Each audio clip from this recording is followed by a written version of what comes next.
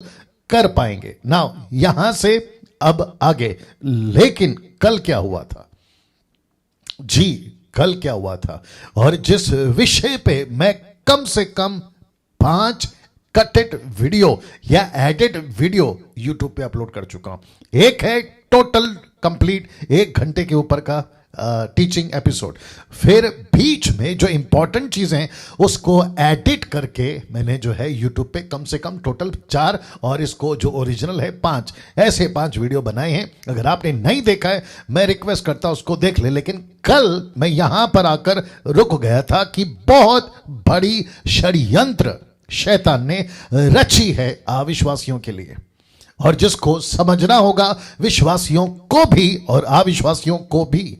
अगर ये नहीं समझे दोनों ग्रुप के लोग तो गई भैंस पानी में, दूसरे शब्दों में बेड़ा गर्क हो जाएगा। तो सबसे पहली चीज हम सभी को यह समझना जरूरी है कि शैतान अपनी पूरी कोशिश कर रहा है कि हर युग में हर लोगों के लिए कैसे भी करके लोगों को रोके कि वे सुसमाचार पर विश्वास ना करें। और शैतान का सबसे बड़ा हथियार है मसीहों के लिए, और वह है डर, जिसको इंग्लिश में लिखा फियर। और मैं समझता हूं कि इसी का शिकार 99.9% अक्सर जो लोग हैं हो जाते हैं। और उनको डर किस बात का है? अगर हम बाहर निकले, क्योंकि ये शैतान का षड्यंत्र है अविश्वासियों के लिए कि वो सुसमाचार अविश्वासियों तक ना पहुंचे, उसका ये षड्यंत्र है, स्ट्रैटेजी है, रणनीति है। और उसने ऐसा डर डाला है अगर हम वचन सुनाएंगे तो दिक्कत हो जाएगी, पिटाई होगी, मारे जाएंगे, चीरे जाएंगे पत्थर से, आरी से, उबलते तेल में, या फिर न जाने कैसे कैसे। ऐसा सताव आया था यीशु पर, ऐसा सताव आया था पतरस पर, स्टीफन पर, फिलिप पर, पौलुस पर, पहली सदी पर, और जिसका जिक्र आपके इब्रानियों की किताब उसके 11वें अध्याय में कि किस तरीके से ओल्ड टेस्टमेंट के लोगों को, न्यू टेस्टमेंट के लोगों को, 21वीं सदी, माफ करें, एक सदी के लोगों को और अब 21वीं सदी के लोगों को। तो सताव तब भी था, सताव अब भी है, और सताव यीशु के आने तक रहेगा। ये कॉन्सेप्ट, ये डिजाइन खुद परमेश्वर ने किया है। इतना कठिन और इतना सख्त और इतना मुश्किल रास्ता क्यों है? आज कुछ कुछ खुलासे अब यहां से भी होते चले जाएंगे। आप 550 लोग अभी जुड़ गए हैं, मैं रिक्वेस्ट करता हूं आखिर तक बने रहें। नाउ यूट्यूब वालों, आपको भी बहुत बहुत ध्यान से आज का जो मैसेज है सुनना है, और यदि आप कन्विंस होते हैं, आपको ठीक लग रहा है, तो दूसरों के साथ में आप लोग जरूर शेयर करें। इसलिए लिखा है कि अब यहां से आगे नाउ सबसे पहले आपके बीच में वचन पढ़ देते हैं, कुछ आपके बीच में रखने जा रहा हूं, फिर उसके ऊपर आपको जो क्लैरिफिकेशन है या फिर खुलासे जो हैं वो एक एक करके करता चला जाऊंगा। नाउ फिर से देख लेते हैं, क्या सब कुछ ठीक है? आवाज, विजुअल,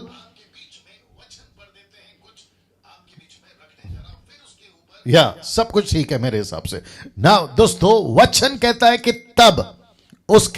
तब वे उसके लहू में से कुछ लेकर जिन घरों में मेमने को खाएंगे, जिसका जिक्र मैं कल कर चुका हूं, लेकिन कॉन्टेक्स्ट के हिसाब से आज बात करना इसलिए बता रहा हूं। उनके द्वार के दोनों अलंगों और चौखट के सिरे पर लगाएं, मतलब राइट, लेफ्ट और टॉप पे, और जो कि सिंबल करता है या दृश्य बताता है, पिक्चर बताता है क्रूस का, क्रॉस का।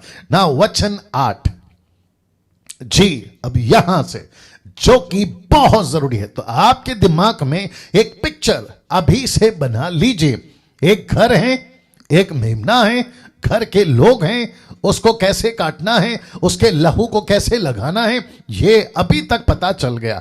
लेकिन अब यहां से उसको कैसे खाना है, उसको कैसे खाना है, how to eat the lamb. और कौन सा लैम्ब है? ये पास ओवर लैम्ब है, जिसको हिंदी में कहते हैं फसा का मेमना। इसको कैसे खाना है? तो लिखा है कि वे उसके मांस को उसी रात आग में भूंजकर, जिसको इंग्लिश में कहते हैं रोस्ट करके, भूंजकर अखमीरी रोटी, अखमीरी, इसका मतलब है खमीरी नहीं, अखमीरी रोटी और कड़वे साग पात के साथ खाएं। उसको सिर, पैर, अतड़ियों समेत आग में भूंज कर खाना है। कच्चा या जल में कुछ भी पकाकर नहीं खाना है। कच्चा का मतलब है रॉ, रॉ समझते, ना तो उबाला है और ना तो पकाया है, ना फिर आपने चूल्हे में उसको कुछ किया है, कच्चा रॉ, और साथ ही साथ बॉयल या उबाल कर नहीं खाना है, जल में नहीं खाना है। याद रखो, नहीं खाना कहता है। फिर वचन 10 कहता है और उसमें से कुछ बिहान तक ना रहने देना, मतलब उसका कुछ भी टुकड़ा मीट का, लैम के मीट का नहीं रहना चाहिए। और यदि कुछ बिहान तक रह भी जाए, दूसरे शब्दों में अगर आपने खाया है तो पूरा खाना है। और आपको कल मैंने बताया था कि अगर फैमिली मेंबर्स ज्यादा है तो पड़ोसी के साथ शेयर करें। अगर फैमिली मेंबर ज्यादा है तो एक मेमना पड़ोसी के हिसाब से एक्स्ट्रा लें, अगर कम है तो पड़ोसी के लोगों का एक्स्ट्रा लें। तो पड़ोसी को कैसे कनेक्ट किया था मैंने, आप इस बात को जानते हैं, अगर नहीं देखा है तो देख लीजिएगा ना। फिर कहता है यदि कुछ बिहान तक रह जाए, मतलब कुछ सुबह तक रह जाए, तो उसे आग में जला देना। वाह, इसका सबका खुलासा होगा। मैं वापस कहता हूं, उसके खाने की यह विधि है। वचन 11 कैसे खाना है कि कमर बांधे, पांव में जूती पहने, हाथ में लाठी लिए हुए उसे फुर्ती से खाना है, वह तो यहोवा का पर्व है। द फीस्ट ऑफ गॉड, यहोवा का पर्व है। तो इसका मतलब है अजीजों, दोस्तों, इन सब का खुलासा होगा आज, अभी, 1.5 घंटे के अंदर। तो फिर पूछूंगा क्या आप लोग तैयार हैं? जी, क्या आप लोग तैयार हैं? मुझे नहीं पता कि कुछ लोग शायद लेट आते हैं नौकरी से, बिजनेस से, मुझे नहीं पता, लेकिन मैं चाहता हूं बड़ी तादाद में आज आप लोग जुड़ें। और जिनको लेट जुड़ रहे हैं उनको कहना चाहता हूं कि जो छूट गया है आपसे, उसको जब अपलोड हो जाता है, रिक्वेस्ट करता हूं कि प्लीज उसको देख लीजिएगा, क्योंकि सब कुछ पूरा देखने पर ही या सुनने पर ही बात समझ में आती है ना। दोस्तों, अब यहां से मैं फिर कहता हूं, एक एक चीज का खुलासा आपके बीच में करने जा रहा हूं। तो सबसे पहले फोटो देख लीजिए आप जी, सबसे पहले फोटो, एसी का रिमोट, सबसे पहले फोटो देख लीजिएगा। ओके, नाउ आप देख सकते हैं यहां पर बहुत सारे लोग हैं, याजक है, साथ ही साथ में महायाजक है, और साथ में वो व्यक्ति है जिसको आप देख रहे हैं कि जिसने यीशु को भेदा था बरछे से। फिर आप एक तरफ देख रहे हैं कि अब्राहम की तरह पीछे कोई बैठा है। इन सब का अपना एक मतलब है जिसको मैं अभी आपके बीच में बताने जा रहा हूं। दैट्स ओके, चलेगा जी। सब कुछ आपके बीच में एक एक करके रखने जा रहा हूं। नाउ पिक्चर में आप ये भी देख लीजिएगा कि यहां पे मेमना है, यहां पे मेमना है, और बिल्कुल ठीक यीशु को क्रूस के ऊपर दर्शाया गया। और साथ ही साथ लहू, ये आप देख सकते हैं, जो दरवाजों के दोनों अलंगों पर और चौखट पर लगाया गया था। इन सभी का खुलासा आज अभी 1.5 घंटे में होगा। तो 600 लोग जुड़ चुके हैं। मैं रिक्वेस्ट करता हूं आप सभी जो है आखिर तक बने रहेंगे ना। दोस्तों, अब यहां से शुरू करने जा रहा हूं।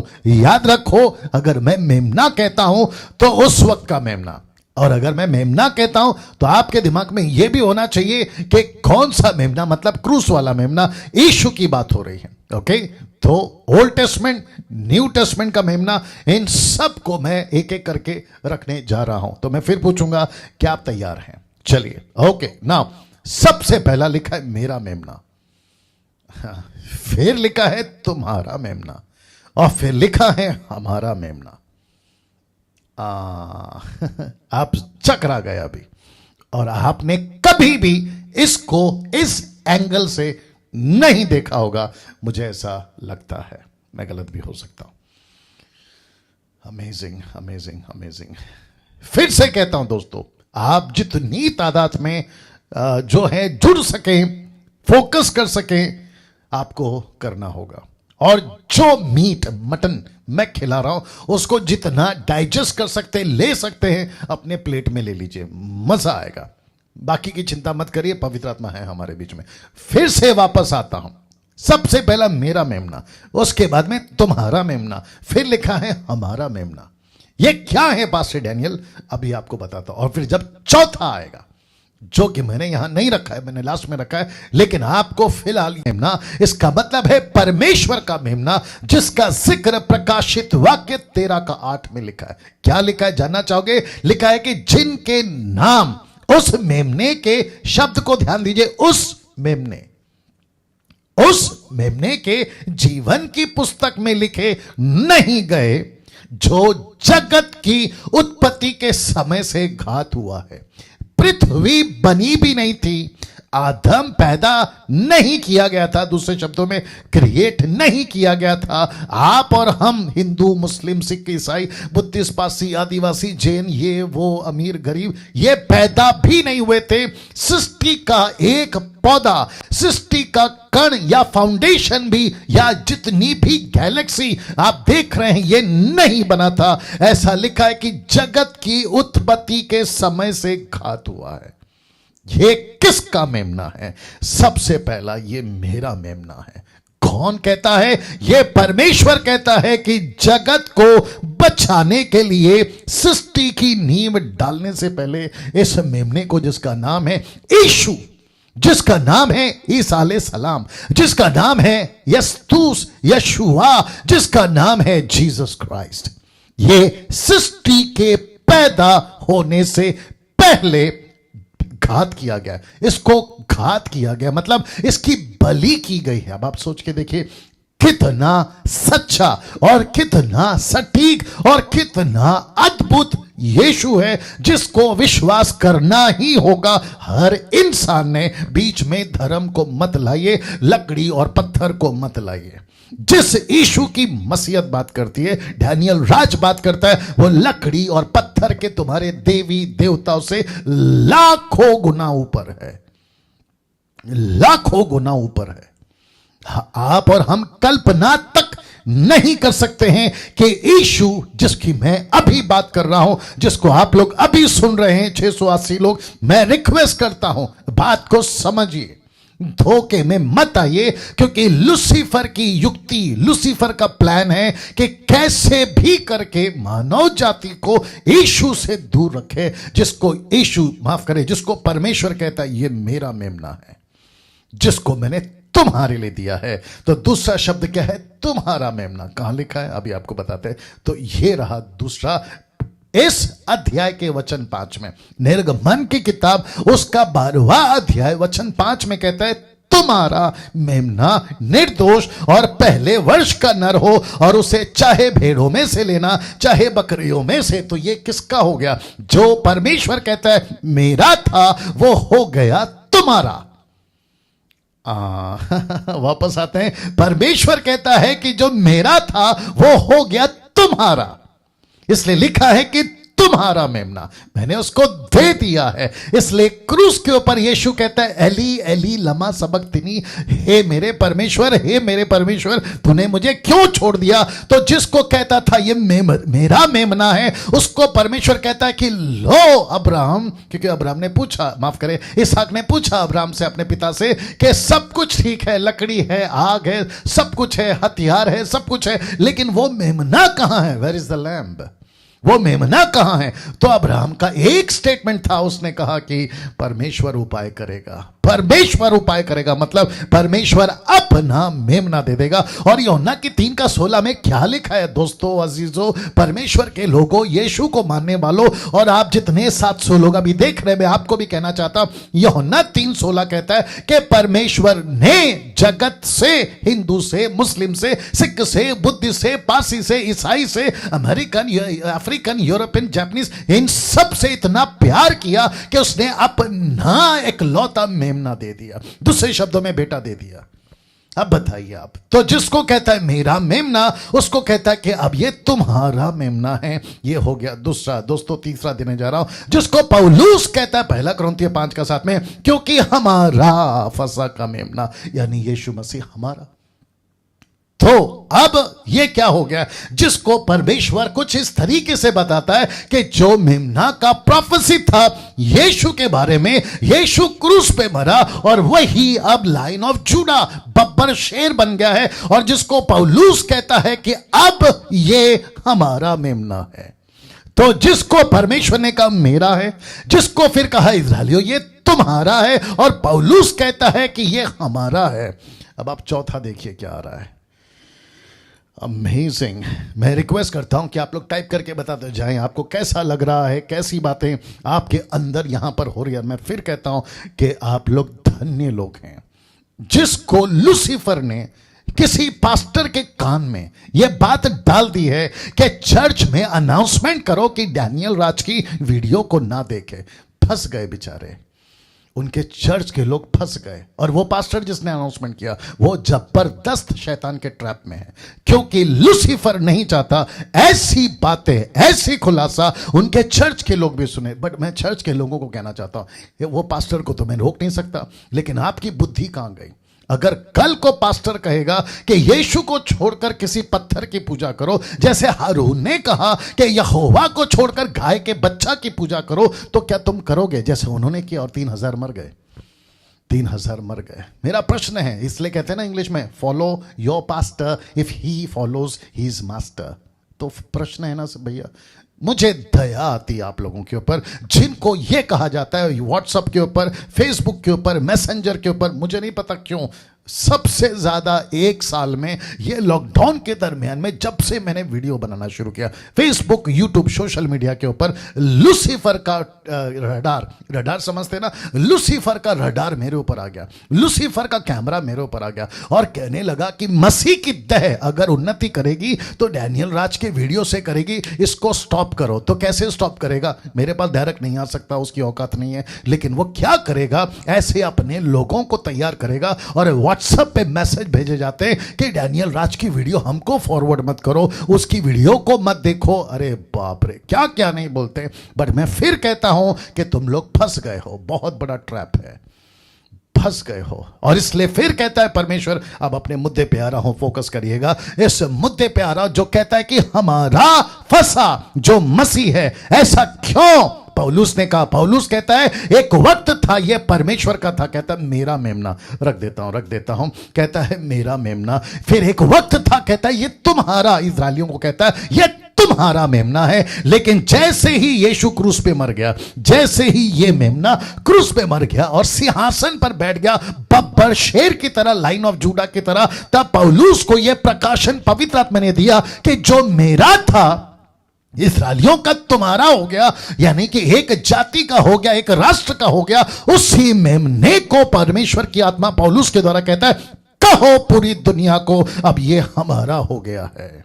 क्या गजब की बात परमेश्वर दोस्तों यहां पर कर जा रहा है। ये अब आपका और हमारा हो गया है, ये मेमना सबका हो गया है। और पौलुस कहता है ये हमारा हो गया नाउ, लेकिन अब आपको एक कदम और आगे जाना है। एक कदम, ये है चौथा। मैंने पहले नहीं डाला लेकिन मैं उसको सस्पेंस में रख रहा था। ये रहा चौथा। जानना चाहते हो इसी मेमने ने क्या किया है? जो वक्त था मेरा, फिर हो गया तुम्हारा, फिर हो गया हमारा। अब क्या कहता है? एक कदम आगे कहता है मेरा, तुम्हारा, हमारा से बढ़कर वो आ गया है, मैं पे आना होगा। लिखा है अब ये मैं, मेरा मतलब अब ये मैं, इसलिए लिखा है मैं और यीशु ब्रैकेट में मेमना।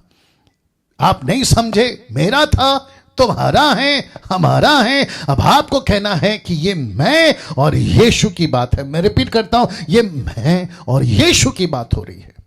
इसका मतलब गलती किताब उसका 2:20 पढ़िए और आपको यहां पर आई मैं मिलेगा। लिखा है मैं मसीह के साथ क्रूस पर चढ़ गया हूं और अब लिखा है मैं जीवित ना रहा पर मसीह मुझ में जीवित है। और लिखा है मैं शरीर में अब जो जीवित हो तो केवल उस विश्वास से जीवित हो और जो परमेश्वर के पुत्र में जिसने मुझसे प्रेम किया, मुझसे। अब ये हो गया इंडिविजुअल, ये हो गया व्यक्तिगत। अब इसको देखिए, और मेरे लिए अपने आप को दे दिया। कहां? क्रूस के ऊपर। और यही यीशु मसीह, गजब का चित्र देख लीजिए पहले, यही यीशु मसीह प्रकाशित वाक्य 3:20 में, देख मैं द्वार पर खड़ा हुआ खटखटाता हूं। अब यह व्यक्तिगत है, यहां पर सिंगुलर बात हो रही है, प्लूरल नहीं हो रही है। यह कहता है कि देख मैं द्वार पर खड़ा खटखटाता हूं, यदि कोई मेरा शब्द सुनकर द्वार खोलेगा, बड़े ध्यान से देखना, तो मैं उसके भीतर आकर उसके साथ भोजन करूंगा और वह मेरे साथ। भोजन का मतलब अभी मैं बताऊंगा,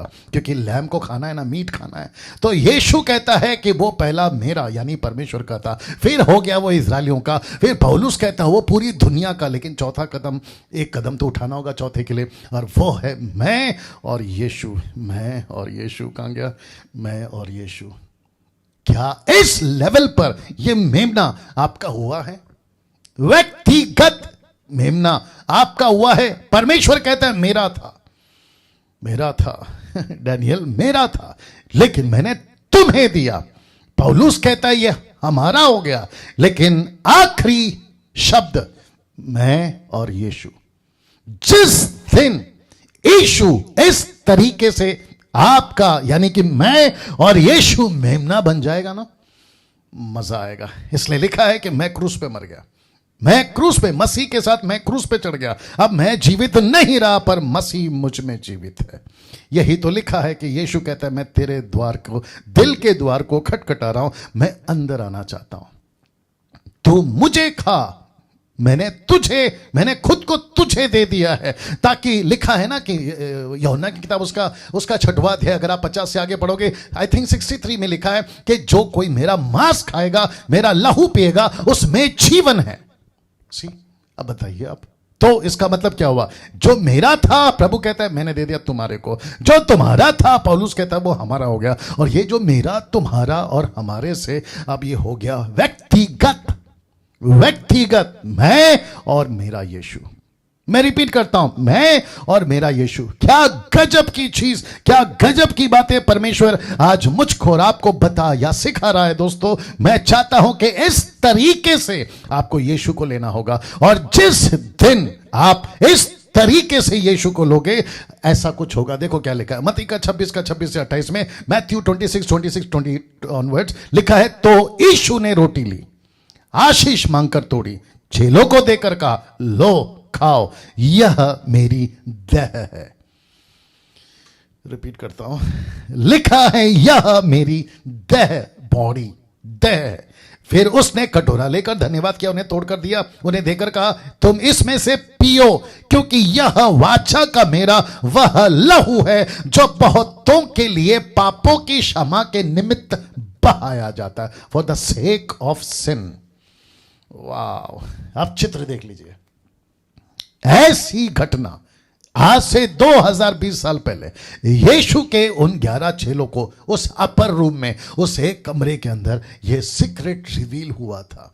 यीशु कहता था, यीशु कहने की कोशिश कर रहा है, जिसको मैं आपके बीच में भी कन्वे कर रहा हूं, मैं किसी का मेमना था जो आदि से बलि हो गया था, वो था मेरा मेमना। परमेश्वर कहता फिर यही मेमना हो गया इजरायलियों के लिए, फिर यही मेमना हो गया पूरे जगत के लिए, जो आज भी चल रहा है। लेकिन मैं सबको कहना चाहता हूं, यीशु ये फेलोशिप चाहता है, कहता है कि तुम मुझे खाओ, मुझे इजाजत दो, ताकि मैं अंदर आकर तुम्हारे साथ में खाऊं।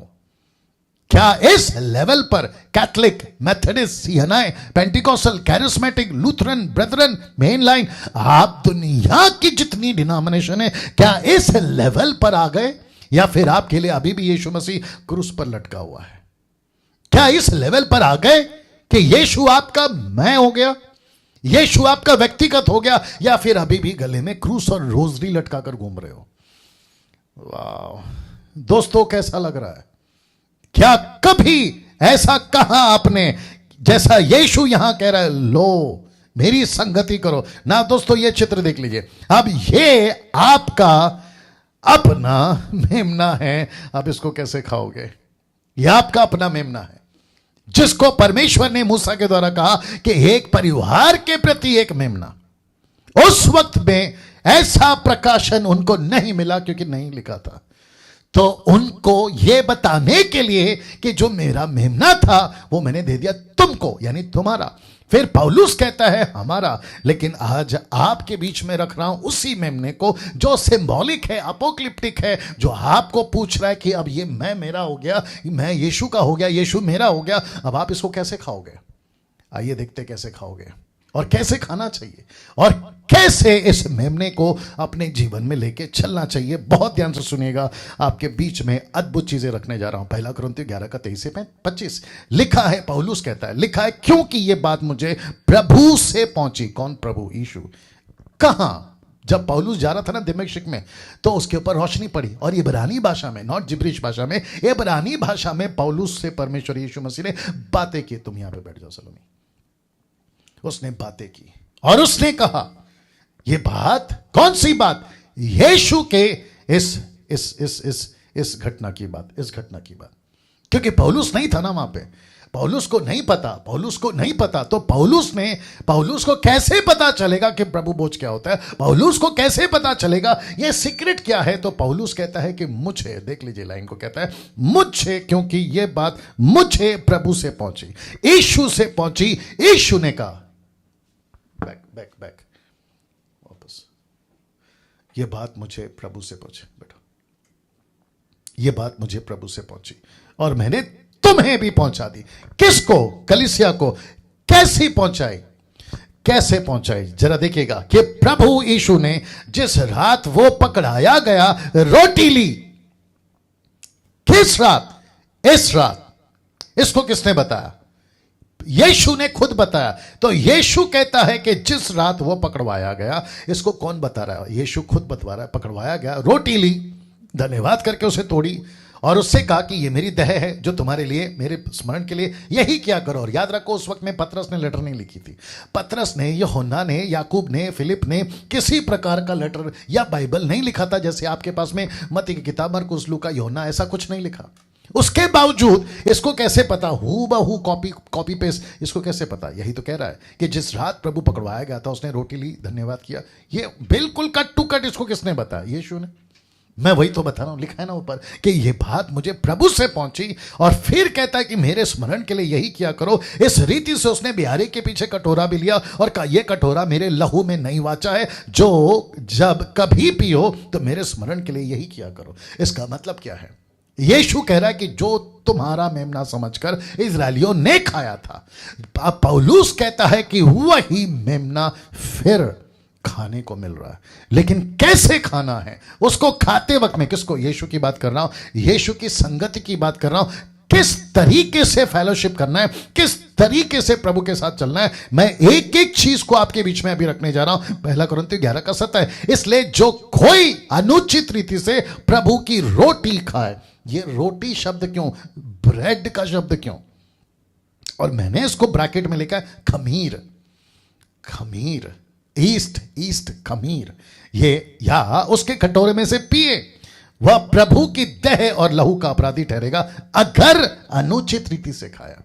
मुझे नहीं पता कि अब तक जिस डिनोमिनेशन के, चर्च के पादरी, पास्टर, जो भी लीडर हैं, वो किस तरीके से प्रभु भोज या लॉर्ड सपर या फिर प्रभु भोज की विधि चलाते, मुझे नहीं मालूम। लेकिन अगर वो देख रहे हैं और ये वीडियो उन तक पहुंच गई है, तो मैं चाहता हूं कि उसका बेस ये होना चाहिए जो मैं भी बताने वाला हूं। आइए देखते क्या लिखा है। ऐसा लिखा है इसीलिए, किस लिए? इसलिए ये वाला कॉन्सेप्ट जिसको यीशु ने पतरस को बताया, जिसको यीशु ने पौलुस को बताया, तो वो कहता है इसलिए जो कोई अनुचित रीति से प्रभु की रोटी, यानी कि खमीर, प्रभु की रोटी अनुचित से खाओगे तो वो खमीर हो गया, अगर उचित से खाओगे तो अखमीर हो गया, मैं बताऊंगा। या उसके कटोरे में से पिए, वह प्रभु की देह और लहू का अपराधी ठहरेगा। अब इसको देखिए, लिखा है उसी 12 निर्गमन का 12 का 25 में, उसी कॉन्टेक्स्ट में लिखता है। कहता है कौन? मूसा कहता है, प्रभु कहता है मूसा को, 7 दिन तक अखमीरी रोटी खाया करना, उनमें से पहले ही दिन अपने अपने घर में से खमीर, ईस्ट, खमीर उठा डालना, वरना जो पहले दिन से लेकर 7वें दिन तक, बड़े ध्यान से देखिए, कोई खमीरी वस्तु खाए, वह प्राणी, वह पुरुष, वह स्त्री, बच्चा, बूढ़ा, वह प्राणी इस्राएलियों में से नाश किया जाएगा, वो नाश किया जाएगा। ऐसा क्यों? परमेश्वर यहां इतना सख्त क्यों है? आपको बताता हूं आपको बताता हूं। जब परमेश्वर को पता चला कि मुझे 6 लाख लोगों को लेकर चलना है और इनके पास में बाइबल नहीं है, क्योंकि मूसा ने अभी तक उनके हिसाब से अभी तक तोरा यानी कि निर्गमन, उत्पत्ति, निर्गमन, लेवी व्यवस्था, गिनती व्यवस्था, विवरण नहीं लिखा, तो उनको कैसे बताऊं कि तुमको पाप नहीं करना है? क्योंकि जो परमेश्वर तुम्हारे साथ में चलेगा ना 40 साल रात दिन, दिन में बादल का खंबा, रात में आग का खंबा, जो तुम्हारे साथ साथ चलेगा ना, वो सब बर्दाश्त कर सकता है, लेकिन एक चीज बर्दाश्त नहीं कर सकता, वो है पाप, वो है SIN सिन। वो बर्दाश्त नहीं करता, जिसके चलते परमेश्वर को उनके लिए एक ऐसी चीज रखनी थी जो उनकी भाषा में उनको समझ आए, और वह था यह, वो था ये। अब आप बोलोगे डैनियल भाई ये क्या चीज है? आपको कुछ समझ आने जैसा मैंने किया हुआ है। ऊपर लिखा है खमीरी रोटी, और नीचे एरो करके डाल दिया खमीरी रोटी। आप देख सकते हैं कि ये फूला हुआ नहीं है, ये बिल्कुल क्या कहते हैं, प्लेन है। दूसरा शब्द नहीं मिल रहा है, नहीं वो अच्छा नहीं है शब्द, एनीवे। और दूसरा आप देख सकते हैं ये फूला हुआ है, ये बिल्कुल प्लेन है, ये फूला हुआ है। इसका मतलब इसमें खमीर नहीं है। अगर इसमें खमीर होता तो ये भी इसकी तरह फूल जाता, और जिसको इंग्लिश में कहते हैं अनलेवेंड एंड लेवेंड ब्रेड, अनलेवेंड एंड लेवेंड, दूसरे शब्दों में खमीर और अखमीर। आप देख सकते हैं। अब परमेश्वर ने क्यों कहा?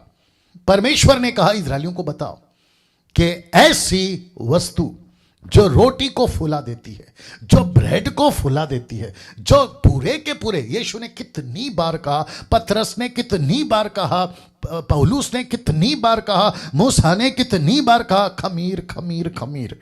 पढ़ते वक्त में लेवेंड लेवेंड लेवेंड आपको कितनी बार मिल जाएगा, आप लोगों को अभी सेंस आ रहा होगा। यार बात तो सही है डैनियल भाई, जब हम बाइबल पढ़ते थे तो खमीर बीच में आता था, खमीर को मत मिलाओ। बीच में मुझे किसी ने पूछा भी ये खमीर क्या होता है, अब बताए, अभी ले लीजिए, अब आपको स्टडी मिल जाएगी। ये है खमीर, और जिसको परमेश्वर को एक सिंबल रखना था, एक चिन्ह रखना था, अपोक्लिप्टिव या चिन्ह के रूप में, कि देखो ये खमीर को आटे में मत मिलाओ, और विशेष करके 7 दिन, विशेष करके टोटल 7 दिन, उस 7 दिन तक, साल में एक बार 7 दिन तक इनको यह एहसास होता चला जाएगा कि खमीर की रोटी नहीं खाना है। और इसी को पौलुस कहता है कि अब मैं नहीं परंतु मसीह मुझ में है, और इसलिए यीशु ने कहा कि मुझे अंदर आने दो, मुझे अंदर आने दो, मुझे अंदर आने दो, ताकि हम साथ में खाएं।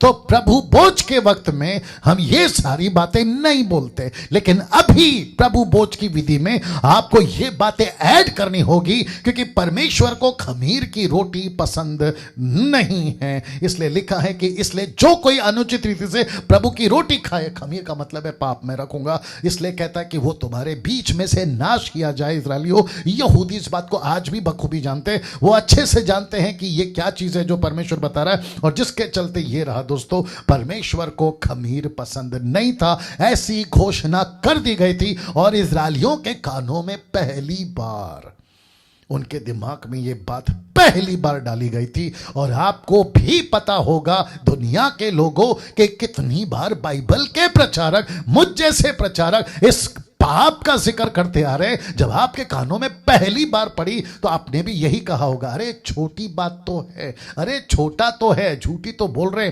गाली तो दे रहे, नशा ही तो कर रहे, अरे गलत चीजों ही तो देख रहे, लेकिन इसमें कौन सी बड़ी बात है? यह आपको फुला देती है, ये आपको फुला देती है। आपके अंदर जो घमंड है ना, वो आपको फुला देती है। आपका जो अहंकार है ना, जो खमीर बनता है, ये आपको फुला देती है। और परमेश्वर कहता है कि ये बेस्ट एग्जाम्पल है इनको समझाने का। इस रोटी में और इस ब्रेड में फर्क देखिए, फर्क देखिए दोस्तों।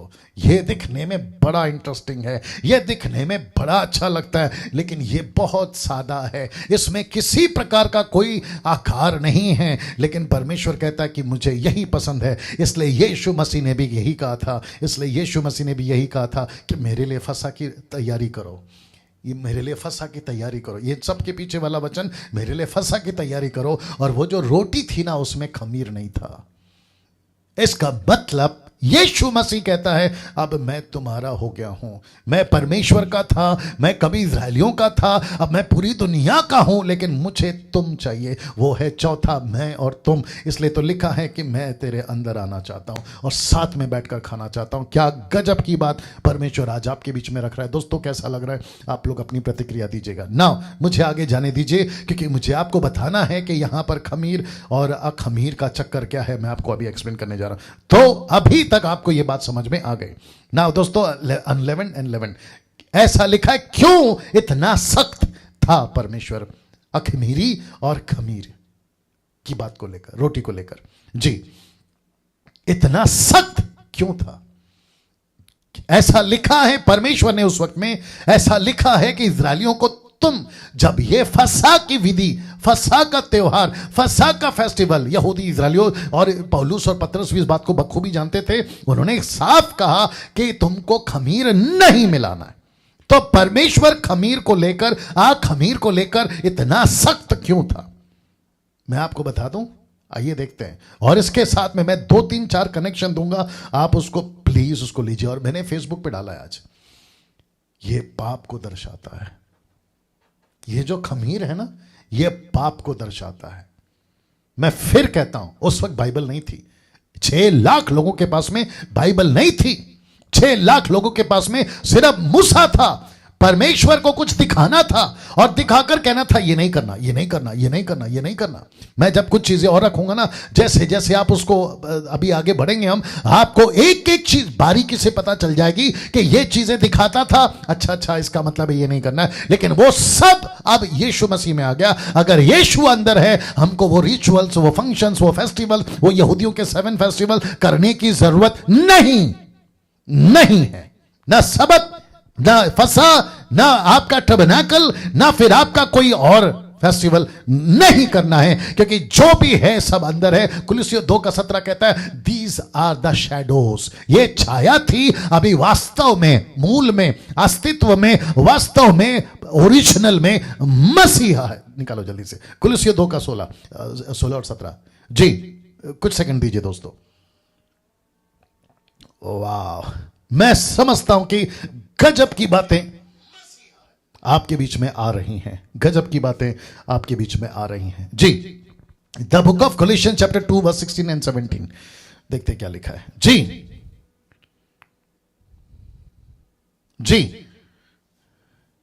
ओके, इसलिए वचन 17 पढ़ लेते दोस्तों। कोलोसियंस 2:17 लिखा है क्योंकि ये सब आने वाली बातों की छाया है, पर मूल वस्तु मसीह की है। ये बातें कौन सी बातें? यहूदियों की फेस्टिवल, ये सारा जो उस वक्त में था, फसा, आपका खमीर, जो रोटी बाहरी तौर पर। इसलिए यीशु ने कहा कि जो बाहर से अंदर जाता है वो मनुष्य को अशुद्ध नहीं करता, लेकिन जो अंदर से बाहर जाता है वो मनुष्य को अशुद्ध करता है। मैं उसके ऊपर अभी नहीं जाना चाहूंगा, समझदार को इशारा काफी है। दोस्तों मैं फिर कहता हूं, कुछ चीजें आपको समझना बहुत जरूरी है, बहुत जरूरी है। क्योंकि लिखा है कि इतना सख्त परमेश्वर क्यों था, इतना सख्त परमेश्वर क्यों था अखमीरी और खमीरी रोटी को लेकर? यह पाप को दर्शाता है। क्या क्या पाप या क्या क्या खमीर आज मसीह की देह में घुस रही है, और उसी देह में आपका यीशु है, उसी देह में आपका यीशु है, उसी देह में आपका यीशु है, उसी देह में आपका यीशु है। यीशु को रखकर आप खमीर कैसे मिला सकते हैं? यीशु को दिल में लाकर आप खमीर कैसे मिला सकते हैं? और अगर आपने खमीर डाल दिया ना, ये फूल जाता है, ये खमीर फूल जाता है, ये फूल जाता है। फिर ऐसा होता है कि आपके अंदर यीशु कम दिखता है और पाप ज्यादा दिखता है। आइए बताता हूं कैसे। मैं वापस कहता हूं इतना सख्त क्यों था, क्योंकि यह पाप को दर्शाता है। व्यभिचार का खमीर, नशा का खमीर, लालच का खमीर, संसारिक बातों का खमीर, पॉर्न वीडियोस का खमीर, मूर्ति पूजा का खमीर, तुम ये सब खमीर अपने अंदर, ईस्ट अपने अंदर घुसा लेते हो और वो फूल जाता है। अभी आपको फोटो दिखाया था ना, मैं वापस पीछे नहीं जाना चाहता हूं, वो फूल जाता है। एक काम करता हूं, चला ही जाता हूं, फूल जाता है। ये फूल जाता है। फिर यीशु छोटा हो जाता है आपकी जिंदगी में, यीशु का महत्व कम हो जाता है, यीशु की इंपॉर्टेंस खत्म हो जाती है, यीशु का डर आपके अंदर से चला जाता है। फिर आपको ऐसा लगता है कि क्रिश्चियनिटी एक मजाक है, चलता है, पादरी, पास्टर, चर्च का लोग ये सब चलते हैं। अरे कोई बात नहीं, बाइबल में क्या लिखा है? क्योंकि खमीर आपके अंदर फूल गया है, खमीर आपके अंदर फूल गया है और यीशु आपके लिए छोटा हो गया। इसलिए कुछ लोग जब पाप करते हैं ना, कुछ लोग जब पाप करते हैं उनको एहसास नहीं होता, उनकी जमीर उनको नहीं कोसती, वो गलत वीडियो देखे जमीर नहीं कोसता। और फिर ऐसे भी कुछ लोग हैं जो अपने आप को मसीह तो कहते हैं, चर्च के pastor, reverend, bishop, apostle, profit कहते हैं, वर्शिपर कहते हैं, म्यूजिशियन कहते हैं, लेकिन ऐसी सारी खमीर अपने अंदर घुसाते और उनको एहसास तक नहीं होता और रात को आराम से सो जाते हैं। और फिर पुलपिट पे गाना भी गाते कि तू पवित्र है, पवित्र है, फिर से आग बरसादा, रूहे पाक खुदावंद आजा। ऊपर से परमेश्वर बोलता है कैसे आओ, क्योंकि मैं कब का तुझे छोड़कर जा चुका हूं, मैं कब का तेरे अंदर से निकल गया हूं, क्योंकि तेरा खमीर फूल गया है, तेरा खमीर फूल गया है, तेरा खमीर फूल गया है, मतलब वो बड़ा हो गया है। याद रखो, पाप जैसे खमीर है ना, आप आटे में लीजिए, मुझे रेफरेंस याद नहीं आ रहा, यीशु मसीह ने कहा कि एक औरत एग्जाम्पल दे रहे थे, उसने कहा ये वो उस की तरह है कि एक औरत आटे को गूंथती है और थोड़ा सा खमीर मिलाती है, लेकिन गूंथते गूंथते गूंथते उसको पीसते पीसते पूरा आटा खमीर बन जाता है। एक वक्त था आपको डर था, यार मैं गलती कर रहा हूं, यार मुझसे गलती हो रही है, इन सारी चीजों को, लेकिन यही गलती जो आपको पहले कोसती थी, आपको पहले तकलीफ देती थी, आपको बेचैन कर देती थी, आप जरा सा वीडियो गलत देख लेते थे, आपको तकलीफ हो जाती थी, लेकिन अब ऐसा हो गया कि आप बिंदास हो गए, आपको किसी का डर नहीं है, क्योंकि खमीर फूल गया है। अब आ रही है बात समझ में? खमीर फूल गया है। और आपको पता है पौलुस क्या कहता है? माय गुडनेस, पौलुस कहता है, मैं रखने जा रहा हूं, मजाक में नहीं लेना, यीशु की रोटी, यीशु का मांस मजाक में नहीं लेना, अगर यीशु अंदर है मजाक में नहीं लेना। इस वीडियो को मैं फिर कहता हूं, जितने 855 लोग देख रहे हैं उन सभी को कहना चाहता हूं, जितना हो सकता है इसको शेयर करिए, कभी लाइव चलाइए, एडिट करके डालूंगा।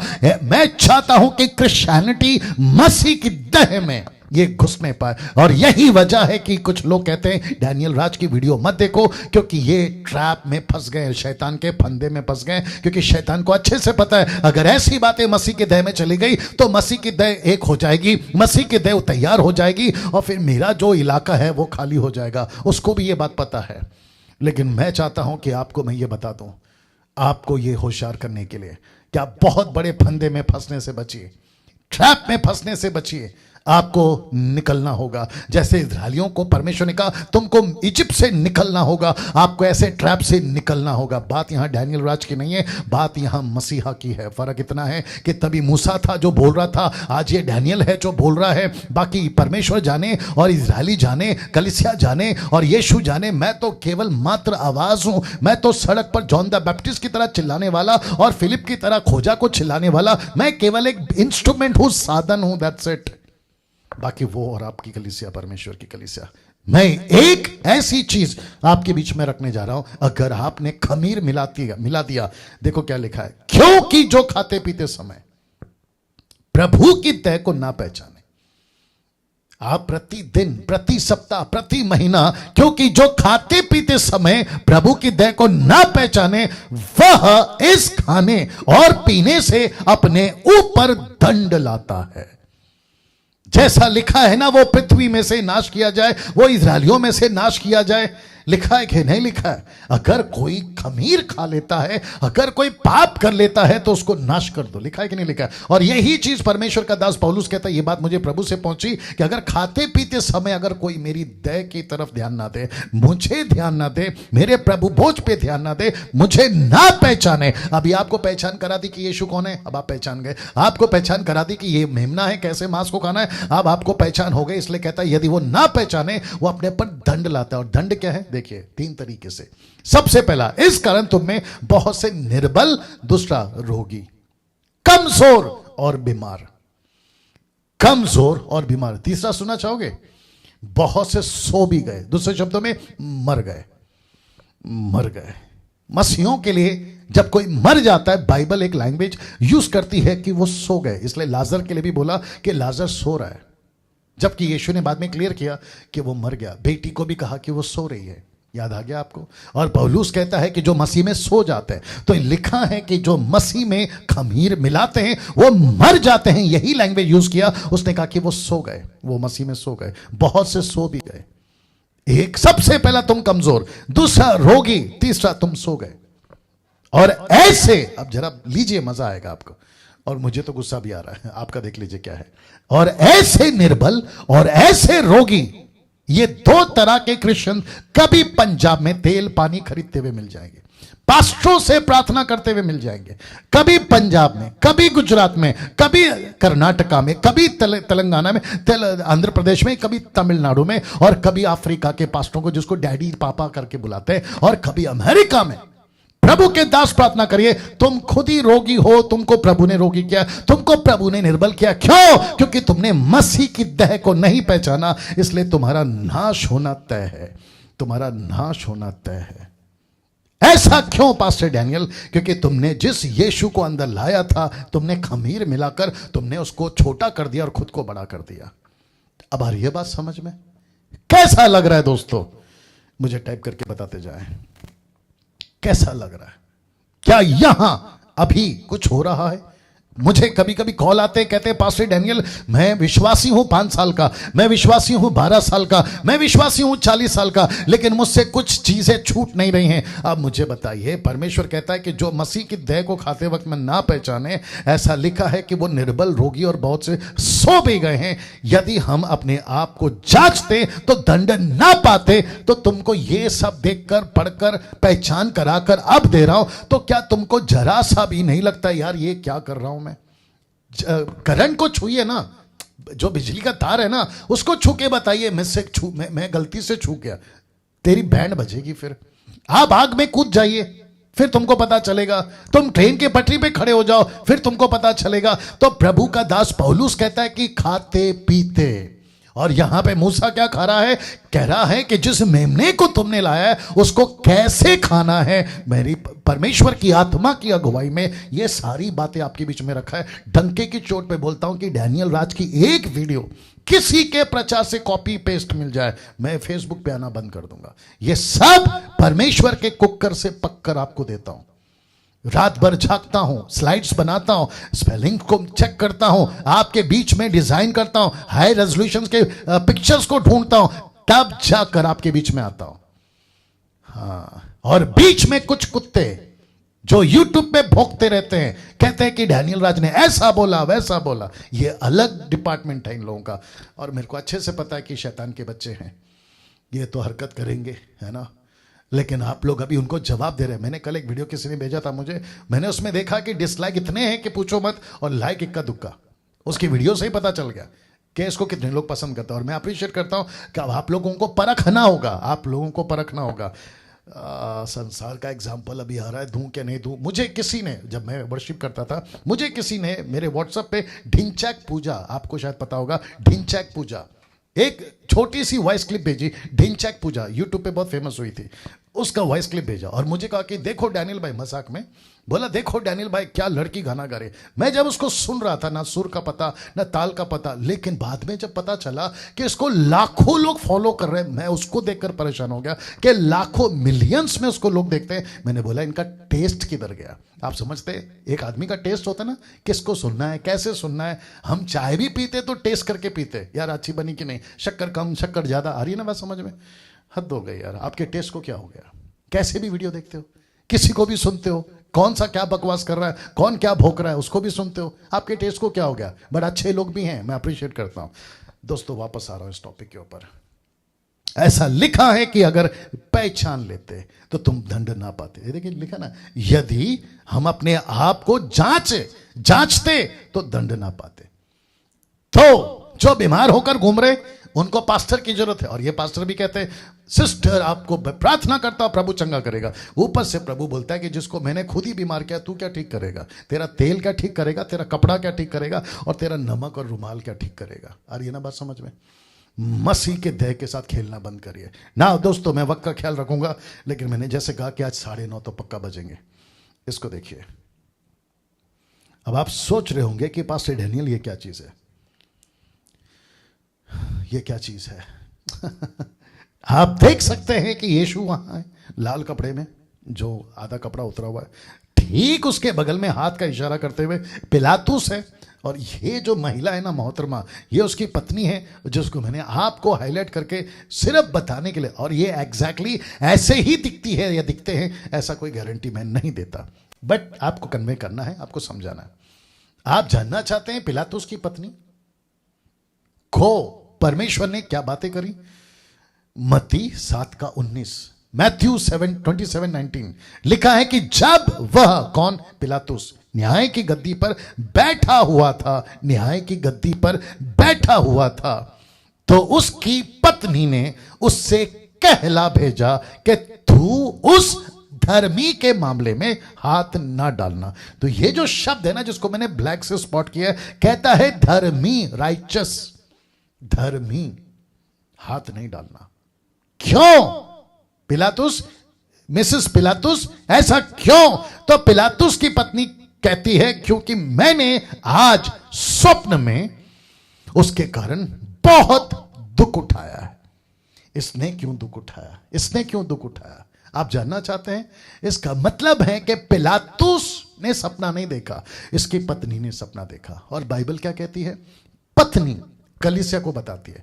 तो कलीसिया को यह एहसास होना चाहिए कि जिस धर्मी को क्रूस पे मारा गया है वो मेरे पापों के लिए है, और मैं दुख किस लिए उठा रही हूं? ये कहता है क्योंकि यीशु मसीह धर्मी है, लेकिन मैं पापी हूं, और मैंने सपने में पूरा नहीं बताई, इसने पूरा सपना नहीं बताई, लेकिन जितना बताई उतना ही लिखा है लेखक ने। लेकिन बहुत कुछ बताया होगा जो हमारे पास में अभी बेपर्दा है, डिस्क्लोज नहीं किया गया। ये कहती मैंने सपने में दुख उठाया। क्यों? क्योंकि ये कहती है कि मेरे पापों की वजह से यह आदमी मर रहा है, मानव जाति के पापों की वजह से यह आदमी क्रूस पे मर रहा है, इसलिए लिखा है धर्मी और दुख। मैंने कनेक्ट किया इसको।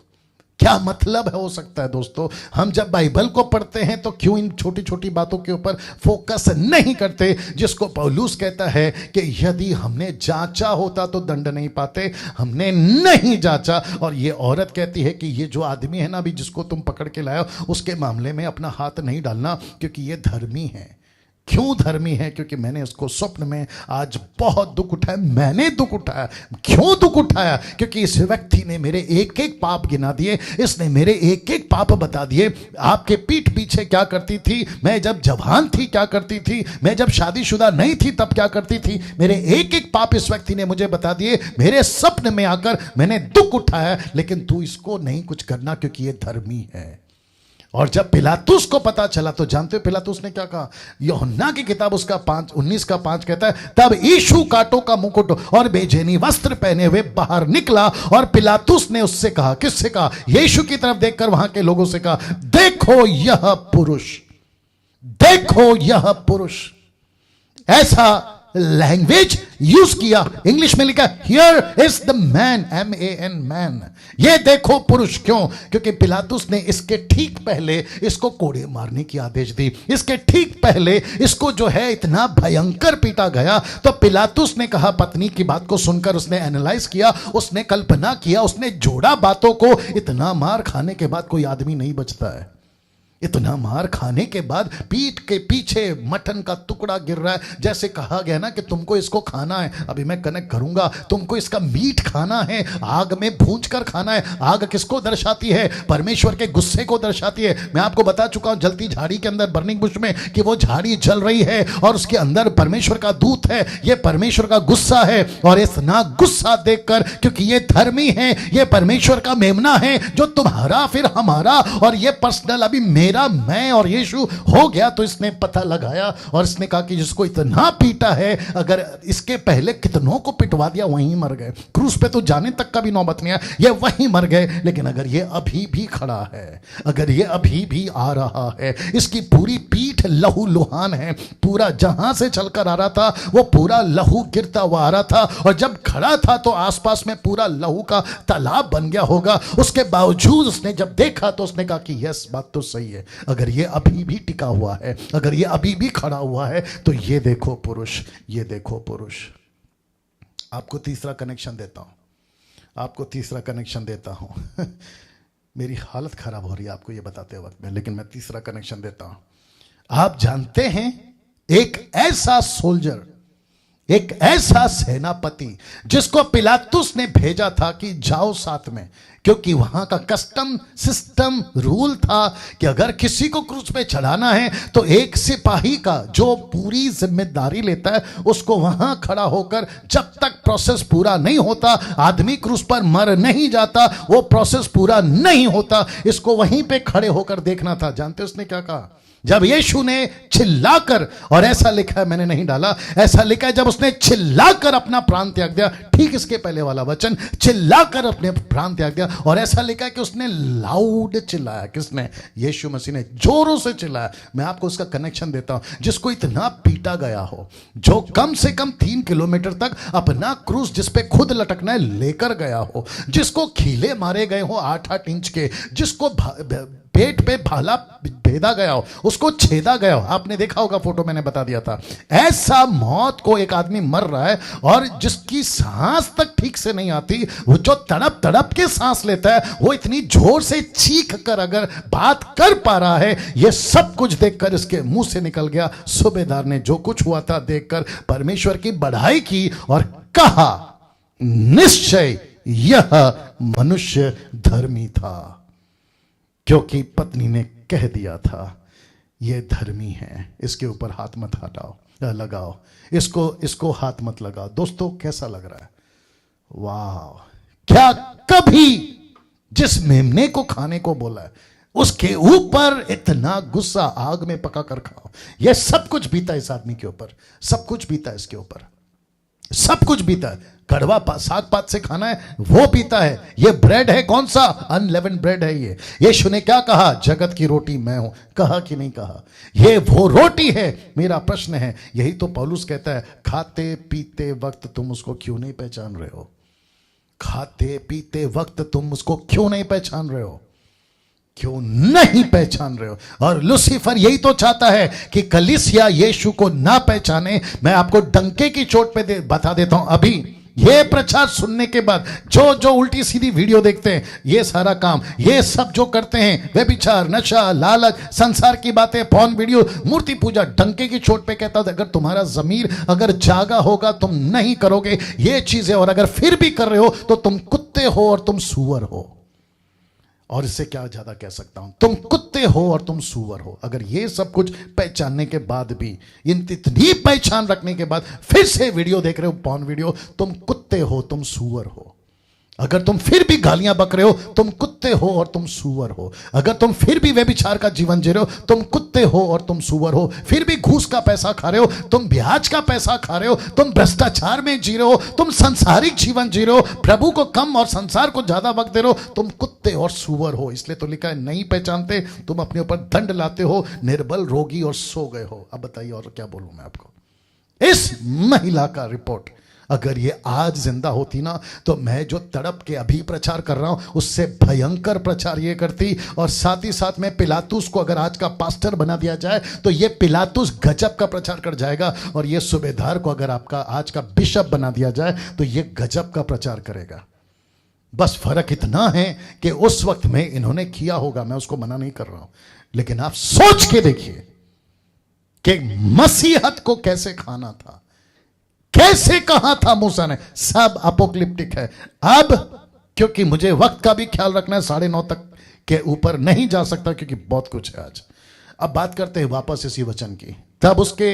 तब वे उसके लहू में से कुछ लेकर जिन घरों में मेमने को खाएं, उनके द्वारों के दोनों अलंगों पर, चौखटों पर, सिरों पर लगाएं, और वे उसके मांस को इस रीति से भूंजकर आखमीरी रोटी कड़वे सागपात के साथ खाएं। अब आपको समझ में आ गया होगा क्योंकि अभी आपको एक्सप्लेन करना है। उसके सिर, पैर, अतड़ियां समेत आग में भूंजकर खाना, कच्चा हुआ जल में कुछ भी पकाकर ना खाना, उसमें से कुछ बिहान तक ना रहने देना, यदि कुछ बिहान तक रह भी जाए तो उसे आग में जला देना।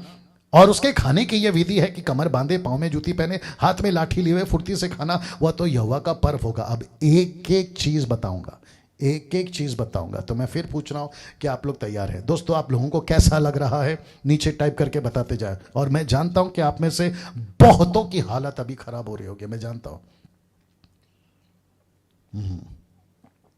आप में से बहुतों की हालत खराब हो रही होगी। बस मेरा इतना है कि मैं बेकाबू हो नहीं सकता, मैं बहुत कंट्रोल में हूं क्योंकि मुझे प्रचार करना है। बट मैं जानता हूं आप में से बहुतों की हालत खराब हो रही होगी। मैंने एक बार प्रचार किया था ना, आपके आंख गीले हो जाएंगे। मैं समझता हूं कि यही वो कुछ ऐसा हो रहा होगा जो आपको हालत खराब कर रहा होगा ना। वापस आते हैं कि कैसे उसको खाएं। उसके मांस को इस रीति से उसी रात आग में भूंजकर, किस रीति से आइए बताने जा रहा हूं। तो सबसे पहला मांस उसी रात आग में भूनकर या भूंजकर, रोस्ट कर अखमीरी रोटी, कड़वे साग पात, इन सब का प्रकाशन आपके बीच में रखने जा रहा हूं। तो सबसे पहले मांस कौन है? कॉमन सेंस अभी तो इतना बता दिया, आप पता लगा लीजिएगा। यीशु। मांस कौन है? मेमना कौन है? यीशु। उसी रात इसका आज के साथ कनेक्शन कर रहा हूं मैं। उस वक्त की कनेक्शन, पिलातुस की टाइम की कनेक्शन ऑलरेडी कर चुका हूं, लेकिन कलीसिया के साथ उसका क्या कनेक्शन है वो रखने जा रहा हूं। तो मांस का मतलब है यीशु। उसी रात, इसका मतलब है जिस दिन यीशु को अपनाया। दूसरे शब्दों में, यीशु को अपनाओ उसी रात। जितनी जल्दी हो सकता है इसको स्वीकार करो उसी रात। आप अभी सुन रहे हैं, इसी रात। आप जब यह वीडियो अपलोड होगा, हो सकता है कल की रात, तो उसी रात जिस दिन यीशु को अपनाया। दूसरे शब्दों में, आपने देखा, आपने सुना, आपको उसी रात करना है। 5 दिन के बाद, 1 हफ्ते के बाद, मेरी पढ़ाई के बाद, मेरी शादी के बाद, मैं सोचूंगा, मैं देखूंगा, नो, उसी रात, उसी रात। अरे ना बात समझ में? आत्मिक कनेक्शन दे रहा हूं, आग में भूनकर, पवित्र आत्मा। इसका मतलब है कि जिसके पास यीशु है और जिसने यीशु को अपना लिया, उसके पास पवित्र आत्मा आता ही है। और कल इसकी चर्चा, वचन की चर्चा पर हम लोग जरूर बात करेंगे जी। जी, उसी रात, जिस दिन यीशु को अपनाया, जिस दिन आप यीशु को अपनाते हैं, उसी दिन पवित्र आत्मा को आप पाते हैं। किसी ने पूछा है कि हम बैंक में पैसा रख सकते हैं कि नहीं? इंदर पुन, ये जो भी नाम है, इंदर पुन जी, बैंक में पैसा रख सकते हैं भैया। ओके, वापस आता हूं। आग में भूनकर मतलब पवित्र आत्मा।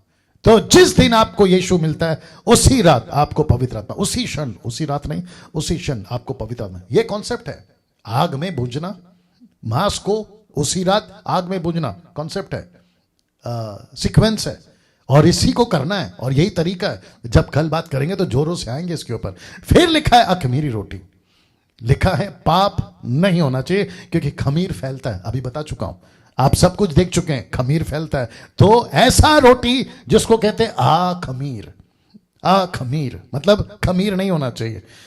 मुझे लगता है ये डॉट नहीं आएगा, माफी चाहूंगा, चलिए कोई बात नहीं। खमीर पाप को दर्शाता है। दूसरे शब्दों में, पाप नहीं होना चाहिए। जिस दिन, जिस रात आपने यीशु को अपना लिया, पाप खत्म होना चाहिए। ये इंटरेस्टिंग है। लिखा है कड़वे सागपात के साथ, सकरा रास्ता, सकरा रास्ता। यीशु के पीछे चलना आसान नहीं है। मांस खाना है ना मेरा, तो खाने का तरीका है, क्या है? कड़वे सागपात के साथ खाओ, कड़वे सागपात के साथ खाओ। मतलब जैसे तुम मीट खाओ। और एक आ गया, क्या करूं? बता देता हूं। देखो, यीशु ने नहीं कहा कि रोटी के साथ में कड़वा खाओ, नहीं, उसने कहा मांस के साथ में कड़वा खाओ। इसका मतलब क्या पता है? आजकल बाहर क्या कहते हैं, मैं गरीब हूं, सूखा रोका रोटी खाता हूं। नहीं, ये कॉन्सेप्ट बाहर का है। लेकिन यीशु क्या दे रहा है? मांस दे रहा है, लेकिन कहता है कि कड़वे सागपात के साथ। इसका मतलब क्या पता है? यीशु मसीह रिच है, अमीर है, रिचनेस है उसके अंदर। यीशु मसीह हमको भी क्या बनाएगा? रिच बनाएगा, हमको भी अमीर बनाएगा। लेकिन साथ में क्या कहता है? दुख भी उठाना है। तुम्हें आशीष दूंगा, लेकिन साथ में दुख उठाना होगा। तुम्हारे पास में गाड़ी बंगला आ जाएगा, कोई दिक्कत नहीं है, लेकिन दुख उठाना है। किसके लिए? मेरे सेविकाई के लिए। क्या गजब है साहब, क्या गजब है, क्या गजब है। कुछ लोग क्या कहते हैं, आशीष चाहिए लेकिन सकरा रास्ता नहीं चाहिए। Not possible, no entry please, no entry. No entry का बोर्ड लगा देंगे आपके लिए यीशु जी। वापस आता हूं, मांस खाने दूंगा लेकिन मांस के साथ में कड़वा साग पात के साथ खाना होगा। रोटी कौन सी होगी, पाप के बगैर, पाप नहीं होना चाहिए, अखमीरी रोटी होनी चाहिए। अब आप प्रोसेस देख रहे हैं कैसे खाना है, क्या कैसे मटन को लेना है, आग में भूंजना है। यीशु मांस कौन है, यीशु। उसी रात जिस दिन यीशु को अपनाया, आग में भूंजना पवित्र आत्मा। जिसके पास पवित्र आत्मा पाप नहीं करेगा, और जो पाप नहीं करेगा पवित्र आत्मा में है, यीशु में है, वो सेवा करेगा। लेकिन कैसे, सकरा रास्ता, दुख उठाकर। कभी सोचा आपने कि इजरायली 7 दिन तक कड़वा खा रहे, क्यों? क्योंकि उनको परमेश्वर भूलना चाहता था कि बेटा याद करो कि वो दुख कैसे थे 430 साल के, वहां से निकाल के लाया हूं। मजाक नहीं है, मजाक नहीं है। तुमको संसार से बाहर निकाला हूं, तुमको ये सकरा रास्ता याद दिलाता रहेगा। कुछ लोग क्या गलत प्रचार करते हैं, कुछ लोग क्या कैसे भी प्रचार करते हैं, मुझे नहीं समझ में आता है। कहते हैं यीशु में आ जाओ सब अच्छा हो जाएगा। कहां लिखा है बताइए? डंके की चोट पे चैलेंज दे रहा हूं, मुझे कोई निकाल के बताते कि यीशु में आ जाओ सब ठीक हो जाएगा। एक वचन निकाल के बताइए।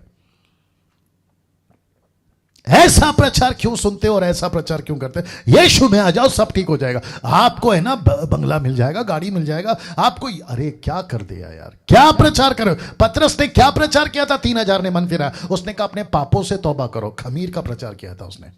खमीर का प्रचार मतलब पाप का प्रचार किया था, तब जाकर उद्धार हुआ है। पता नहीं। और मसीह मंथन तो यही तैयार करेगा। मसीह मंथन ऐसे लोगों को तैयार करेगा जो वचन की खरी शिक्षा लेकर चलेंगे। जी जी जी जी, जितने लोग सुन रहे हैं आपका फीडबैक चाहिए जी। यीशु जिस दिन यीशु को अपनाया, पवित्र आत्मा, पाप, सकरा रास्ता, मांस उसी रात आग में भूजना है, फिर अखमीरी रोटी और कड़वे साग पात। ये है एंगल। इसकी स्क्रीनशॉट ले लीजिएगा। यह है तरीका आज के युग में, आज के तारीख में।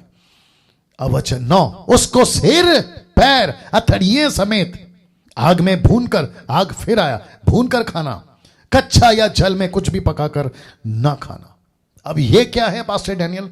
रखने जा रहा हूं। सिर पैर हथड़ियां। सबसे पहले आप जानते हैं यीशु का सिर कांटों से मारा गया, यीशु के पैर और हाथ, क्योंकि मेमने के पैर का जिक्र हो सकता है, हाथ का जिक्र नहीं होता। लेकिन ये कौन सा मेमना है? ये मेरा, ये तुम्हारा, ये हमारा, और फिर मेरा इंडिविजुअल हो गया।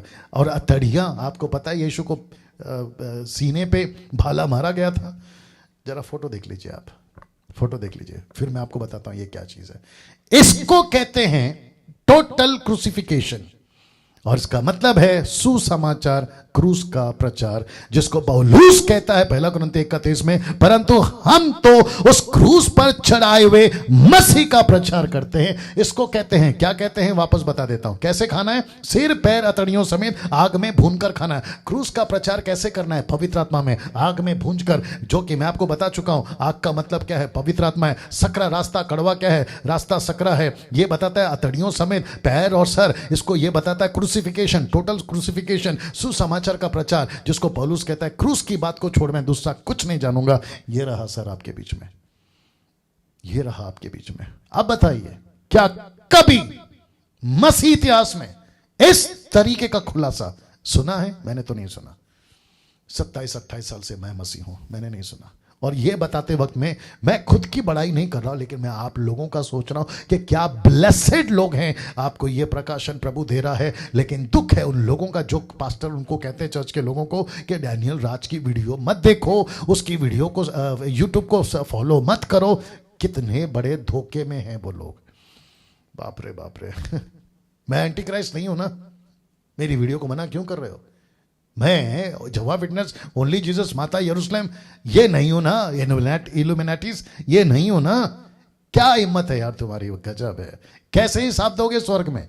यीशु जब पूछेगा कि डैनियल राज की वीडियो को देखने के लिए मना करा किस वजह से, तो एक वजह दे तो मजा आ जाएगा। मैं उनको भी पूछना चाहता हूं जो उनका वीडियो, उनकी बातें, अनाउंसमेंट सुनकर मेरा वीडियो देखना बंद करते हैं। मैं उनको भी पूछूंगा, क्या पलट कर पूछा है कि एक रीजन दे दो कि डैनियल राज को क्यों नहीं सुने?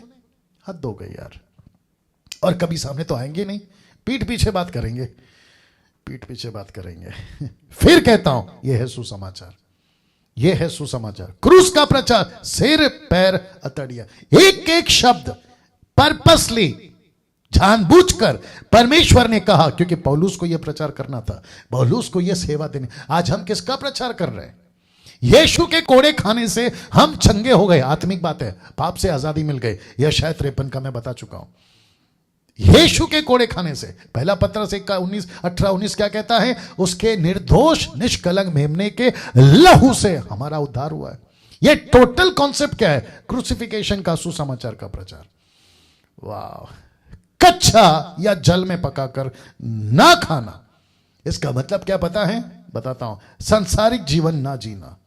दूसरा, आग में भून कर खाना। आपकी सेवा पवित्र आत्मा में होनी चाहिए। आपकी सेवा किस में होनी चाहिए? पवित्र आत्मा में होनी चाहिए। कच्चा या जल में पकाकर नहीं, सांसारिक जीवन नहीं। एक सेवक को सांसारिक नहीं होना चाहिए। इसलिए यीशु कहता है, मूसा के, माफ करें, परमेश्वर कहता है मूसा के द्वारा, कहो इस्राएलियों को कि कच्चा, रॉ और उबाल कर नहीं खाना। यह है सांसारिक जीवन, जिसमें पवित्र आत्मा नहीं है, जिसमें आग नहीं है और जिसमें पवित्र आत्मा नहीं है। ऐसे सेवक को क्या बोलेंगे? संसारिक। जिसमें पवित्र आत्मा नहीं है, ऐसे वर्शिपर को क्या बोलेंगे? संसारिक। जिसमें पवित्र आत्मा नहीं है, ऐसे बाइबल टीचर को क्या बोलेंगे? संसारिक। और ऊपर से ये लोग कहते हैं कि हमारे पास में पवित्र आत्मा है। बोला क्यों? क्योंकि हम जिब्रिश में बात करते हैं। हद हो गई यार, हद हो गई। इतना बड़ा मजाक, वो भी खुद के साथ। वाह! पवित्र आत्मा में सेवा करना, आग में भून कर खाने का मतलब है पवित्र आत्मा। अब इसको देखिए दोस्तों, मैं आ रहा हूं समाप्ति पे धीरे धीरे, मजा आएगा आपको। वचन 10 लिखा है, उसमें से कुछ सवेरे तक ना रहने देना। यदि कुछ सवेरे तक रह भी जाए तो उसे आग में जला देना। अब ये टफ है, अब इसको समझना टफ है, लेकिन पवित्र आत्मा के लिए टफ नहीं था। तो आज की सुबह अर्ली मॉर्निंग 3-4 बजे के आसपास मैं समझता हूं ये रेवलेशन मुझे प्रभु ने दिया और कहा कि सवेरे तक ना रहने देना। उसका मतलब है, स्टार डाला है तो मैं उसका आपको क्लैरिफिकेशन दे रहा हूं। सवेरे तक ना रहने पाए, उसको खत्म करो। किसको? उसको खा के खत्म करो। अगर रह जाए तो उसको आग में जला देना। तो दूसरे शब्दों में, सवेरे तक ना रहने देना, क्योंकि आप फिनिश नहीं कर पाए तो इसको कहते हैं finish the commission.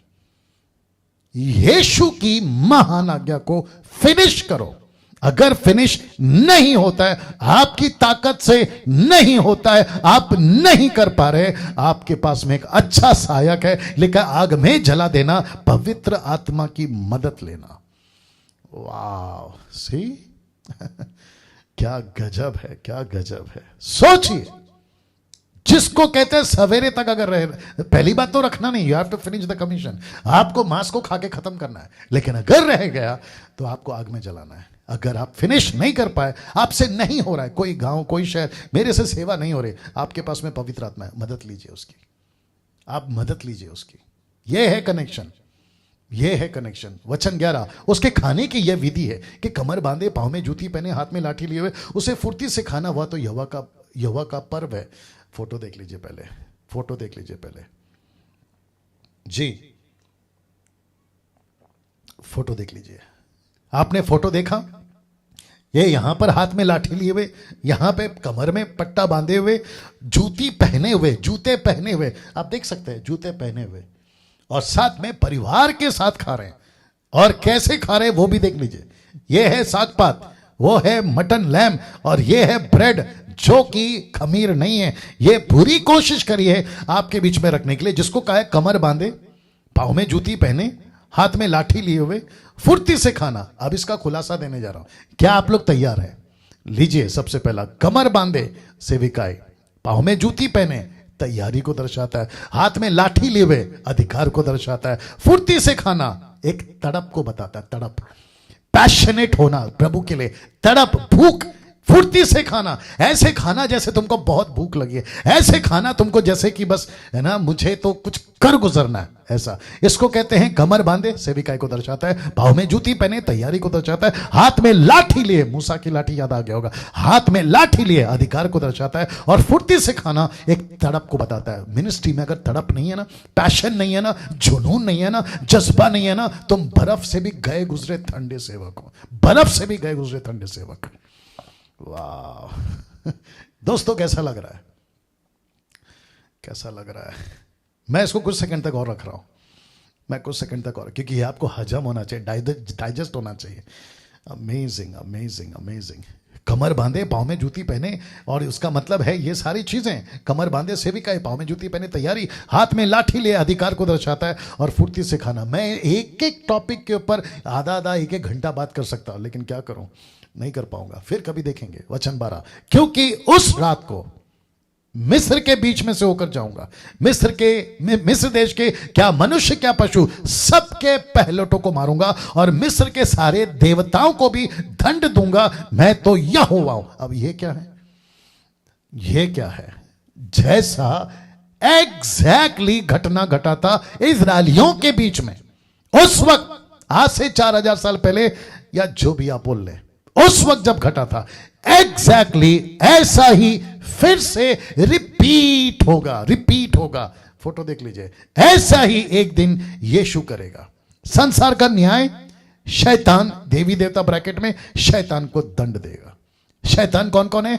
Anti Christ, झूठा नबी और लूसीफर, इनको दंड देगा। और लिखा है कि मैं उनके बीच से निकलूंगा, उनके पहलौठों को मार दूंगा। क्यों? क्योंकि जिस घर पे लहू नहीं है वो पक्का मरेगा, जिसके घर पे लहू है वो बचेगा। और कहता है कि उनके देवी देवताओं को मारूंगा, मतलब जिसके घर पे लहू नहीं है, जिसने यीशु को नहीं अपनाया। मैं वापस कहता हूं, तुम जितने भी अभी सुन रहे हो, तुमको फिर कहता हूं कि तुम जितनों को अगर ये बात समझ में आ गई, बहस करते रहो, डिबेट करते रहो, तुमको जो करना है करते रहो, लेकिन सच्चाई यही है कि एक दिन मसीहा इस दुनिया में आएगा, और जिसके दरवाजे पे, जिसके ऊपर लहू नहीं है, उसका न्याय होगा। यीशु न्याय करेगा, संसार का न्याय करेगा, देवी देवता मतलब शैतान का नाश करेगा, एंटी क्राइस्ट लूसीफर की और ये सारी चीजें उनको दंड देगा। और आप जानते हैं कि यीशु क्या दंड देगा, इसके ऊपर प्रचार कर चुका हूं। नाउ वचन 13, जिन घरों में तुम रहोगे उन पर वह लहू तुम्हारे निमित्त चिन्ह ठहरेगा। अर्थात मैं उस लहू को देखकर तुमको छोड़ जाऊंगा, और जब मैं मिस्र देश के लोगों को मारूंगा तब वह विपत्ति तुम पर ना पड़ेगी और तुम नाश नहीं होगे। क्यों? क्योंकि ऐसा एक दूत जब मार रहा होगा तो जिसके दरवाजे पे उस मेमने का लहू, जैसा कि एक अपोक्लिप्टिक है, दृष्टांत है। आज अभी जब यीशु वापस आएंगे, जब यीशु वापस आएंगे, यही चीज फिर यीशु देखेगा। तेरे में लहू है, नहीं मारूंगा। तेरे में मेमना है, नहीं मारूंगा। तेरा नाश ना होगा, तेरा नाश ना होगा।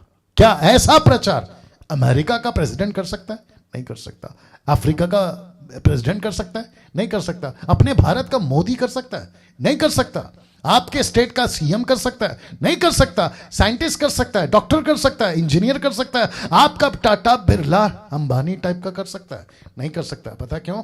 क्योंकि यह प्रकाशन उनके पास नहीं पहुंचा है, लेकिन ये हम जैसों के पास पहुंचा है, मूसा जैसों के पास पहुंचा था। और प्रभु कहता है कि प्रचार करो डैनियल, प्रचार करो मसीह मंथन वालों, प्रचार करो जो अभी देख रहे हैं जितने भी कलीसिया के लोग हैं, क्योंकि ऐसा दूत फिर आएगा, ऐसा दूत फिर आएगा, ऐसा दूत फिर आएगा, ऐसा दूत फिर आएगा। ना दोस्तों, प्रकाशित वाक्य 21 का 27 क्या कहता है पता है? उसमें कोई अपवित्र वस्तु या घृणित काम करने वाला या झूठ का गढ़ने वाला किसी रीति से प्रवेश ना करेगा। कहां? यीशु के राज्य में। पर केवल वे लोग जिनके नाम मेमने के जीवन की पुस्तक में लिखे हैं, सिर्फ वो लोग जाएंगे। और दानियल की किताब 12:1 में क्या कहता है? उसी समय मिकाएल नाम बड़ा प्रधान, जो तेरे जाति भाइयों का पक्ष करने को खड़ा रहता है, उठेगा। ये जो शब्द है ना, उठेगा, मैंने आपको बताया था कि ये कौन है। ये वही है मैंने अभी जिसका जिक्र किया। ये उठेगा, ये फिर उठेगा। और ऐसा लिखा है कि वह उठेगा, वह उठेगा। कहां गया? वह उठेगा, वह उठेगा। क्या करेगा? तब ऐसे संकट का समय, आई विश कि मेरे पास में टाइम होता, एक ऐसे संकट का समय होगा जैसा किसी जाति के उत्पन्न होने के समय से लेकर अब तक कभी ना हुआ होगा। परंतु उस समय तेरे लोगों में से जितनों के नाम परमेश्वर के पुस्तक में लिखे हुए वे बच निकलेंगे। यहां लिखा है मेमने की पुस्तक में, और यहां लिखा है कि परमेश्वर की पुस्तक में। क्यों? क्योंकि दानियल के हिसाब से अभी तक मेमना नहीं आया है, लेकिन यहां पे मेमना आ चुका है और स्वर्ग पर बैठ भी चुका है, जिसका जिक्र पौलुस यूहन्ना कर चुका है कि मैंने परमेश्वर के सिंहासन पे वध किया हुआ मेमना देखा। अब आ रही है बात समझ में? क्या गजब का परमेश्वर है दोस्तों, और कितनी सच्चाई है। अब मैं समाप्त कर रहा हूं आखिरी एक खतरनाक चीज बता के। जानना चाहोगे ये खतरनाक चीज क्या है? बर्दाश्त करिए। वचन 18, पहले महीने के 14वें दिन की सांझ से लेकर 21वें दिन की सांझ तक अख़मीरी रोटी खाया करना। इसका मतलब है कि 14वें दिन पे बच्चा, माफ करें, मेमना बलि होगा। लेकिन उसके बाद कौन सा शुरू होता है? 15वां दिन। तो 14 से 21वें दिन तक टोटल 7 दिन। जानना चाहोगे क्या लिखा वचन 19 में? 7 दिन तक तुम्हारे घरों में कुछ भी खमीर ना रहे। तुम्हारे घरों में कुछ भी खमीर ना रहे। फिर कहता है, वरना जो कोई किसी खमीरी वस्तु को खाए, चाहे वह देसी हो या परदेसी, वह प्राणी इजरायलियों की मंडली में से नाश किया जाए। कोई खमीर वस्तु ना खाना और अपने सब घरों में बिना खमीर की रोटी खाया करना।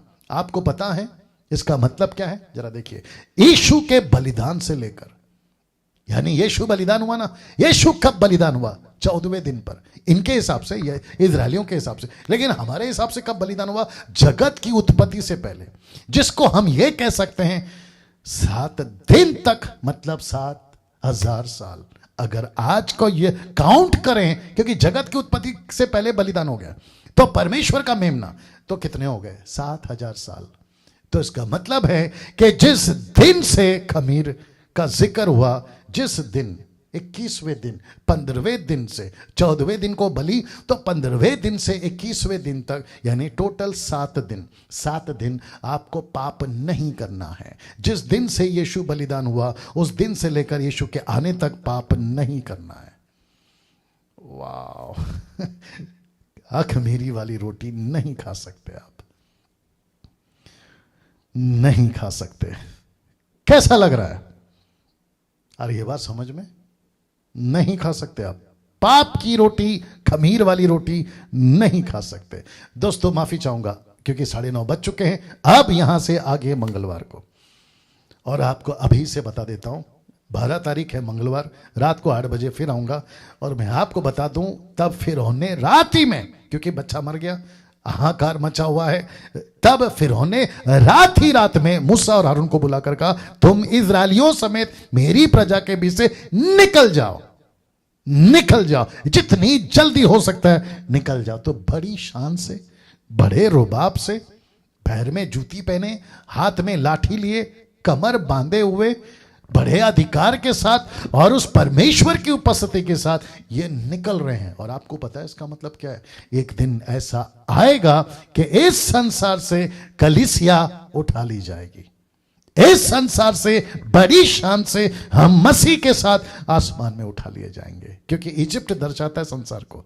और आपको यह भी बताऊंगा, क्योंकि अभी नहीं बता सकता हूं, हालांकि बात अंदर तड़प है, बता दूं, लेकिन मैं आपको मंगलवार को बताऊंगा, तो वेट करिएगा। लेकिन कल आपके बीच में ये चर्चा करेंगे, जिसको कहते हैं वचन पे चर्चा। क्या अन्य भाषा प्रमाण है पवित्र आत्मा का? क्या जो भाषा में बात करते हैं उन्हीं को मिलता है, यानी जिब्रिश, नॉट बाइबल बिब्लिकल टंग? तो इसके ऊपर हम बात करेंगे। दोस्तों कैसा लगा जरूर बताइएगा, जैसा आप कमेंट्स करके बताते हैं। साथ ही साथ जितना हो सकता है शेयर करिए, खास करके इस वीडियो को, और डाउनलोड करके लाइव चलाइए। आप जहां चला सकते हैं, घर पे इकट्ठा करके लोगों को दिखाइए, घर पे इकट्ठा करके, पंजाब के लोग खास करके घर पे इकट्ठा करके लोगों को दिखाइए, सबको बिठाइए, टीवी पे सेट कर दीजिए ये वाला वीडियो डाउनलोड करके। और मैं रिक्वेस्ट करता हूं कि प्लीज़ ऐसा करो। पता है क्यों? क्योंकि डैनियल राज पैसे नहीं कमाता, आपसे पैसे नहीं मांगता, मैं ना ही यूट्यूब से पैसे कमाता हूं, मैं सिर्फ मसीह की दया के लिए बोल रहा हूं। Please do that, okay? चलिए अपना ख्याल रखिए, कल फिर आपको 8 बजे मुलाकात होगी। जय मसीह, प्रभु आपको आशीष दे।